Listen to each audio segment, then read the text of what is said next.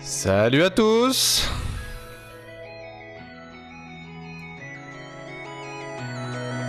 On va mettre un peu l'ambiance pour ce retour.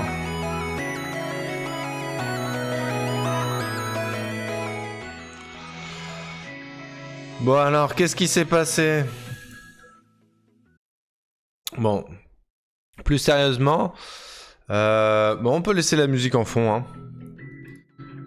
Moi, ce qui s'est passé, c'est que j'étais pas trop dispo ces derniers temps. J'ai eu un accident il y a quelques jours de moto. Et je reviens pour parler un petit peu d'un sujet important qui est la décentralisation. Pourquoi maintenant? C'est parce que j'ai remarqué que quand on allait sur le site de X ces derniers jours, bon là ils l'ont changé, sur le site de X ou PulseX ou voilà, ou les autres, PulseN Explorer, le Bridge, il y avait 3 liens ici. Je sais pas si vous vous souvenez, mais quand on cliquait dessus, au début ça marchait, et dernièrement ça marchait plus. Parce que les serveurs IPFS, ou alors je sais pas comment ça se fait, mais en gros on s'était fait ban, ça nous mettait une erreur quand on cliquait dessus. Maintenant ça a été résolu, vous voyez que là quand je clique dessus j'arrive bien sur le site X, mais dans un souci de continuité, moi par exemple ça me dérangeait de ne pas pouvoir accéder à X ou à PulseX quand j'en avais envie.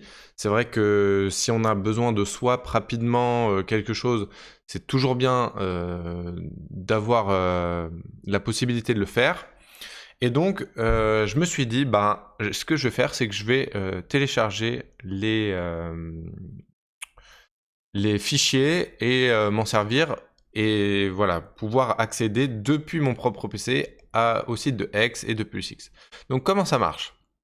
Si vous avez Windows comme moi, il vous suffit de cliquer sur ce lien, là, Windows, hop, ça vous télécharge le petit dossier. Bon, il y a des de nouvelles versions qui sortent fréquemment. Moi, je me suis créé un petit dossier ici.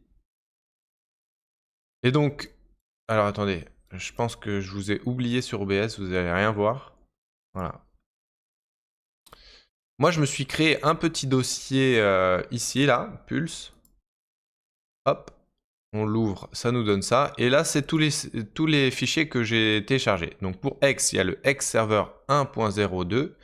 Pour le Bridge, c'est le 1.04. Le PulseChain Explorer, le 1.03. Le PulseX Server, c'est le 1.05.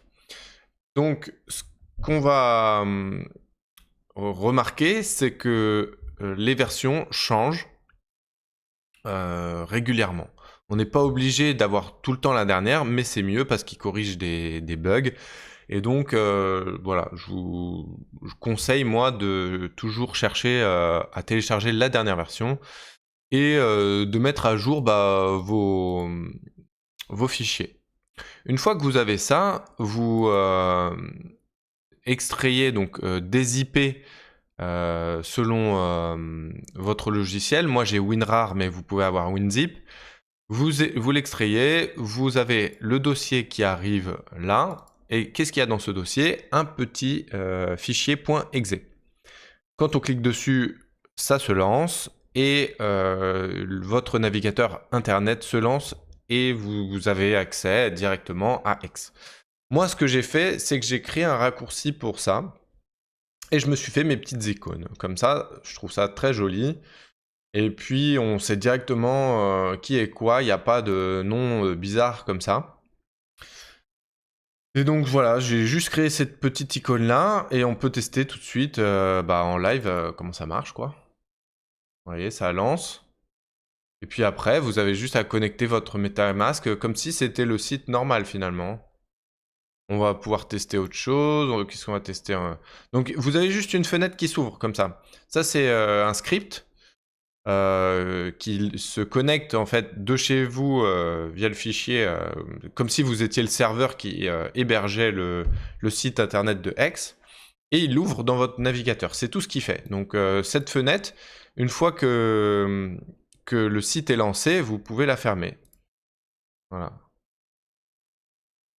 Voilà, vous avez toujours le site qui est là, donc c'est super. Vous pouvez faire pareil pour le bridge. Et pour Pulsechain Explorer, bon, j'ai pris les principaux, hein. Je trouve que c'est indispensable d'avoir le bridge, le Pulsechain Explorer, le site X pour staker et aussi PulseX pour swapper. Donc voilà, c'est à peu près tout pour cette vidéo. C'était une vidéo assez courte. La prochaine vidéo, je reviendrai sur la sortie de Liquid Loans. Je pense que vous avez tous un petit peu mis votre nez dedans pour les plus aguerris. Ceux qui sont pas trop au fait de ce que Liquid Loans est, ça pourrait leur servir. C'est en gros un site où vous pouvez mettre vos Pulsechain contre...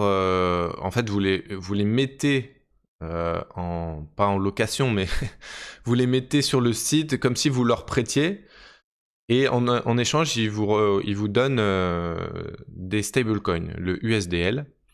Et vous pouvez en faire ce que vous voulez entre-temps. Et vous avez juste à revenir plus tard sur le site, payer le prix en USDL et récupérer vos pulses. Voilà, ça permet de faire pas mal de choses. Et puis ils ont pas mal de boucles d'itération entre différents systèmes. On reviendra dessus, je pense, lundi.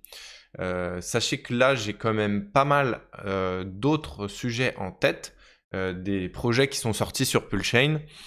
Donc ça peut être des sites d'analyse, ça peut être des sites fun, c'est des sites qui traitent soit de X, soit de Pulsechain, soit des petits projets qui essayent un petit peu de fédérer tout ça. Même si le prix dernièrement n'a pas été top, je vous l'accorde, on avait passé par le bear market. Les altcoins, eux, ont fait leur bout de chemin et nous, on n'a pas encore décollé. Mais ce qui est pas mal et ce que je vais vous présenter, c'est tous ces projets-là qui peuvent justement fédérer, attirer du monde. Et voilà, c'est tout pour moi. N'hésitez pas à mettre vos questions en commentaire. Sinon, rejoignez notre Telegram. On est là pour répondre aux questions, pour partager. Et puis, abonnez-vous. Voilà, merci à tous et je vous retrouve la semaine prochaine pour la vidéo de Liquid Loans. A plus, ciao.